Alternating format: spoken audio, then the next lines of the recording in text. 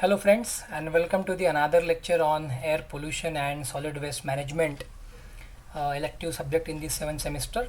And in the previous lecture series we have seen effects, causes and sources, then control, industrial control, even meteorological factor, air sampling, control to industrial measure. And in continuation, now today we will see the wind data, windrows diagram, the utilization of wind data, windrows diagram, and stack height determination, height of chimneys. So before starting, I would like to introduce myself. I am Ameya Khedikar, working in the Department of Civil Engineering at Tulsiramji Gaikwad Patil College of Engineering and Technology, Nagpur. So friends, we'll see with the utilization of the wind data, how to get the wind data and what to do with the analysis and where the analysis is useful, that we will see. So basically the wind energy that is available at a specific site is usually presented on an annual basis. So for a particular area, if we are doing a survey, so whatever the wind intensity and the nature of the database which is available, it is usually presented in for the annual basis. There are several methods by which these data can be presented, such as some of the method carries identical information presented from slightly different viewpoints. Okay, so it is one of the method.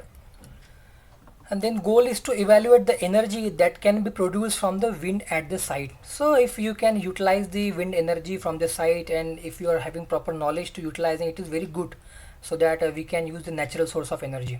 Okay, so again in continuation, the wind data is usually summarized by annual average and totals. Just now we have seen this can be a bit misleading since seasonal variation is significant. Okay, in some of the cases monthly average are also presented. So just now we have seen that the data is presented on annual basis, but in some of the cases monthly average are also presented, taken into considerations. For non-grid connected turbines, the annual peak winds may not correspond to the peak electrical energy demands. Okay, and we'll now see the typical plots, but before that we should understand it, what is the use of the data. So first of all, the wind data is useful for the utilization of the natural energy, wind energy, and this data helps for preventing the misleading since seasonal variations are significant. Hence in some of the cases the monthly average also presented. So the data is useful because it prevents us from the misleading since seasonal variations are significant. Moreover, in some cases the monthly data, hence the monthly average also presented. And for non-grid connected turbines, the annual peak wind may not correspond to the peak electrical demands. Now we will see some typical plots which describes the annual wind data. Okay, so you can see here that this is of the wind speed frequency distribution plot, where the method of presenting wind speed data is produce a histogram of the number of hours each year that the wind speed is within the certain band. So you can see the gradual increase, you can see here the gradual increase and then fall in the wind speed. Okay, so it is the example of rising the wind speed and then falling down. So it is the example of rising the wind speed and then falling down. Okay, so this is the example of wind speed frequency distribution plots. So these various plots, these various bars are showing the wind speed intensity throughout the year. Okay, the next is normalized wind speed frequency diagram. Okay, so it is also diagram shows the wind speed centimeter per second. Rather than support the total time the wind is within a certain band, sometimes the data is normalized by dividing by the total number of hours. The result is a probability versus wind speed histogram. Okay, so it is all about the probability versus wind speed. So it is all about the probability versus wind speed. So here also you can see the gradual increase and then falling down the wind speed. Okay, it is also plotted for the entire year. Okay, so this is the normalized wind speed frequency diagram. Now this is basically not in syllabus, for knowledge point of view we are covering it, the Weibull distribution. Okay, the wind data is modeled analytically by assuming it as follows: Weibull possibility distribution function if P in bracket V is probability of the wind being at speed V, then the variable distribution is given by, you can see the formula. So it is just given by the formula, just for the knowledge point of view we are covering it. Okay, where the parameters K and C are called as the scale and shape parameters respectively. K for scale and C for the shape, and are chosen to fit the data. C has dimension of velocity and K is a dimensionless. Okay, it is convenient to work with an equation rather than discrete data. So it is a curve. So it's K by V. You can see here again the same kind of plot is there. It is showing the wind speed centimeter per second, the sudden rise and falling of the plots. Okay, now another topic. Just now we have seen the data of the wind speed, where it is used to utilization of the natural energy. Okay, now next point is of Windrose diagram. So it's a compulsory question is coming on this topic in the RTMNU examination. So what is Windrose diagram? A windrose is a graphic tool used by meteorologists to give a succinct view of how wind speed and direction are typically distributed at a particular location. The direction of the longest spoke shows the wind direction with the greatest frequency. Okay, so basically it's a tool used by meteorologists to give succinct view of the wind speed along with direction. Okay, the longest spoke shows the, now we will see various diagrams associated with the concept of Windrose diagram, and in that diagram we will try to understand the how to draw, how it is measured, and how it is look like, so you will get clear idea. So in the direction of the longest spoke shows the wind direction with the greatest frequency. Windrose diagram can be plotted by showing direction and duration of wind. Okay, in the Windrose diagram plotted by, in which the radial lines represents the wind direction and each concentric circle indicates the duration of the wind to a certain scale. Total percentage of wind blowing in north is taken from the collected value of the wind data, and this point is marked along with north direction. The wind data should usually collected for a period of at least 5 years and preferably at 10 years, so that to obtain an range data with sufficient accuracy. The best direction of runway is shown along with the direction of the longest line on the Windrose diagram. So basically first 2 points deals about the sketch and how to see the, how to measure the Windrose diagram, and then following 2 points is all about the utilization, why it is to be done. So okay, so first we will see the Windrose diagram now. So as we know that the Windrose diagram is a graphic tool to give a short view of how wind speed and direction are typically distributed in a particular location. So in the right hand side you can see that the north, east, west and south, again the zones are classified northeast, east, southeast, then southwest and northwest, and again so this is the typical distribution of the compass rose. Okay, Windrose were followed after compass rose. Compass rose is just the figure I have shown you to display orientation of the coordinate directions and intermediate or intercoordinate directions. Coordinate directions are north, east, west, south, and the intercoordinate northeast, that bifurcation of the north and east to northeast, southeast, northwest, west, south, and again secondary intercardinal. Okay, north, northeast, east, northeast, east, southeast, etc. Okay, so basically it's a graphical tool which gives a short view of the wind speed and direction.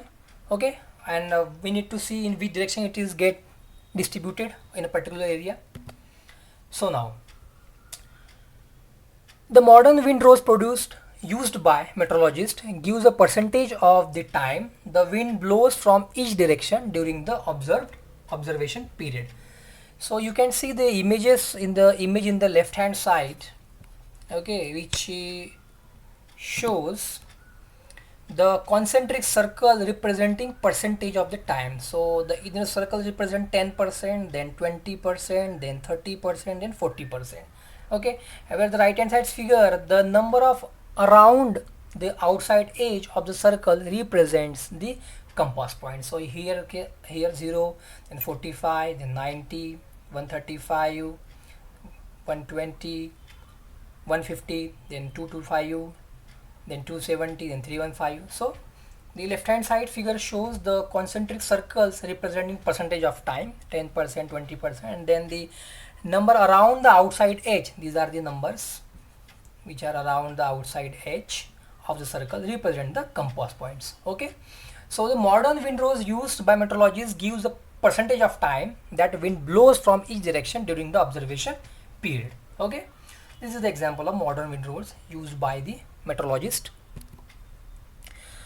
Now I have just written by my handwriting and bifurcated it to the colors, shows various frequencies. Okay, so the color bars of the windrows refer to the speed of the wind in miles per hour. Okay, so concentric circle, that is the just now we have seen, that shows time in percentage, 2, 4, 6. You can see here, see, catch my cursor. Okay, then the nose around, number around, then compass points, then directions. So you can see here the direction compass points which is in degrees angle, and then color bars, then the green, yellow, blue, red, that wind in meter, where red stands for 2 to 5 meter per hour, miles per hour, 5 to 10, then the next blue 5 to 10 miles per hour, then green 10 to 15 miles per hour, and yellow above 15 miles per hour. So this is the typical example of the windrows diagram, and where the lot of bifurcations are there, where the you can see the percentage here. Okay, in the concentric circle, where you can see the compass point at the edge of the circle, and then color distribution. Okay, so this color bar of the windrows refers to the speed of the wind. Okay, similarly, again if we go in deep, so we could understand that using the polar coordinate system of the gridding, the frequency of wind over a long time period is plotted by wind direction, with color bands showing wind ranges. The directions of the rows with the longest spoke shows that the wind direction with the greatest frequency. So the longest spoke, yellow color, stands for the greatest frequency, where the lines with the red color shows the low frequency. Where 16 points are used, you can see the bifurcation north, east, west, south, and again bifurcation of north and east, such as northeast, south and east to southeast, such as, and likewise. Useful presentation cause a large quantity of details summarized in a single plot. 8 points of compass can be used to record the direction of wind. 16 points can be used for more accuracy. So as you increase the point 8 to 16, you can increase the accuracy, where you can see here the color distribution also, where yellow color spoke stands for the greatest frequency, wherein the red stands for the low frequency. It is also one of the again example where the scale is shown here right side. Now you can easily read the windrows diagram. So this color having bifurcations, and these are the time and percentage. These are the edges on the circle. Okay, it's 3.6. You can see that. So this is the example of wind speed, miles per second. Okay, this is the scale. Okay, so now you can easily read the windrows diagram. It is an example, just for 2 example I have shown you the slide again. Okay, where this is used for direction, that is used for the speed, and that is the energy. So this is there are a few examples I have quoted you just to understand the how to read, how to understand the windrows diagram. Okay, fine. Now what is the use? Okay, so we'll see one by one. The windrows gives a graphical interpretation of much of the data that is considered when evaluating a wind power site. Okay, it gives graphical interpretation, graphical things, graphical presentation of the data which should be considered when evaluating a wind power site. in the second plot we have seen in the previous slide shows the wind, and most of the wind energy comes from prevailing direction. In that case, site can be designed with this in mind, and turbine technology with limited ability to rotate into the wind can be considered. Okay, so now wind impact area diagram. So this image shows, left hand side image shows the impact of natural wind to the building. It can be represented by the wind impact area. Right hand side image shows the region of high surface wind speed around the tall building. Okay, where you can see the unaffected area on the left hand side. You can see the unaffected area where the lines are there. Okay, even the rotations and lines lies only in this particular around the building. Then recirculation region, that is the recirculation region leeward side, and this is the windward side. The side of the building which is facing the wind called as the windward side, which is not side, the side which is not facing this is called as the leeward side. Okay, so you can see here this is the unaffected area where there is no wind is present. Okay, on the right hand side now we will see the region of the high surface wind speed around the tall building. So it is a tall building. Okay, this is the windward side. Okay, and as far as profile is concerned, the speed profile you can see here. Okay, then the mean activity reattachment line is here. This is the cavity zone and lateral edge and elevated vortex pair, reattachments lines on the rod and slides. So this is the basically this kind of diagrams can be represented with the tools, and it is called as the wind impact area diagram.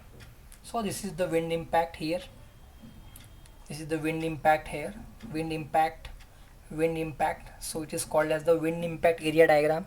So for a particular location, for a particular society, for a particular geographical location, we can show the wind impact area diagrams to understand the or to analyze or for study. Now next part of today's lecture is the stack height calculation, the height of chimney calculation. So what is basically stack height? Before actually learning the calculation, we must know what is stack height. Okay, we'll see now on what basis we should decide the height of the stack, height of a chimney. Basically the role of chimney is to remove the waste, smoke, pollutants at the higher altitude so that it is mixed with the atmosphere, will not cause harm to the nearby societies areas. So stack height calculation is calculated using following formula. So H, we'll see what is H, what is Q. Okay, don't worry. So H is equals to 14 times of Q into 0.3 H, is where H is height of. So the height of stack can be determined by the formula H equals to 14 Q into 0.3. Okay, where H is the height of chimney, quantity of fuel in kg per hour, or sulfur content in percentage. The sulfur content in the bagasse is negligible, around 0.1% as compared to Indian coal, maximum considered as 0.5%. Okay, so with this formula you can understand and you can calculate the height of chimney or the height of stack basically. Okay, and basically why it is important. The air quality and climate division, AQCD. Okay, so we'll see why it is important. The air quality and climate division, AQCD, requires that emission from most regulated air pollution sources, exhaust, through an unobstructed vertical stack of sufficient height to ensure appropriate upward dispersion of the exhaust. First one, we have to ensure that whatever the waste pollutants are there, it should be released at very high altitude so that it should not mix with the surrounding. And next, thus to minimizing the ground level concentrations of air pollutants when individuals may be exposed. So where the individuals are living, and we have to minimize the ground level concentrations of air pollutants where the individuals may exposed. Okay, so we have to ensure the enough height of the stack so that the pollutants to be released at very high altitude and the individuals are nearby should not be affected, should not be exposed. Okay, now you can see here. So H, capital H stands for the, just now we have seen the formula, capital H stands for effective stack height. Then HS stand for the physical stack height. Delta H is there.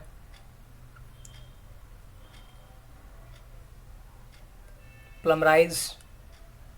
Okay, so this is the, and you can see center line. So this is the best example to understand the stack height. Okay, where the effective stack heights equals to the effective physical stack height, where the effective stack heights equals to the physical stack height plus the rise in the plume. Okay, so this is all about the stack height, and we need to finally we will conclude with the statement that we need to ensure the sufficient height so that the plumb is should be mixed with the higher altitude and it should not reach to the surrounding where individuals are exposed. Okay, so friends, in this short lecture we have seen the stack height, we have seen the wind impact area diagram, how to show the wind area impact on particular region, then uses of the windrows and different types of the windrows, how to understand the windrows. Okay, then the windrows diagrams, then this plot, a few plots we have seen. Okay, and why to use the wind data, where we have to use these things we have seen. I hope you have understood with these topics such as wind data, windrows diagram, what is the use of windrows data, what is the role of windrows diagram, how to read it. Okay, and then the stack height, why it is to be needed, why it is to be calculated. Okay, so I hope you understood it, and thank you very much, and we'll meet soon with the other topic. Thank you.